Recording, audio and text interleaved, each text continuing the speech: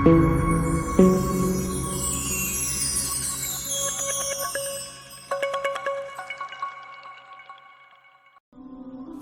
سعودی عرب میں ایک ایسی جگہ ہے جہاں حضرت محمد صلی اللہ علیہ وسلم نے مسلمانوں کو جانے سے منع فرمایا ہے، یہاں تک کہ وہاں پر اگنے والی چیزوں کو بھی کھانے اور پینے سے منع فرمایا ہے۔ اس جگہ کا نام الاولیٰ ہے۔ آج سے تقریباً 3500 سال پہلے یہاں قوم سمود رہتی تھی، جن پر اللہ پاک نے حضرت صالح علیہ السلام کو نبی بنا کر بھیجا تھا، لیکن اس قوم نے حضرت صالح علیہ السلام کی بات کو نہیں مانا اور ان کے پیغام کو ٹھکرا دیا۔ اس وجہ سے 3500 سال پہلے اللہ پاک نے قوم سمود پر عذاب نازل کیا۔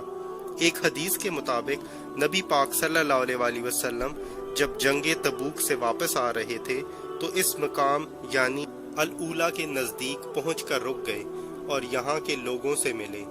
یہاں کے لوگوں نے آپ صلی اللہ علیہ وسلم کے ساتھیوں کو کھجوریں اور پانی دیا تو آپ صلی اللہ علیہ وسلم نے انہیں کھانے اور پینے سے منع فرما دیا، اور آپ صلی اللہ علیہ وسلم نے فرمایا کبھی بھی اس جگہ میں داخل نہ ہونا، کیونکہ یہاں پر ایک قوم کو عذاب دیا گیا ہے۔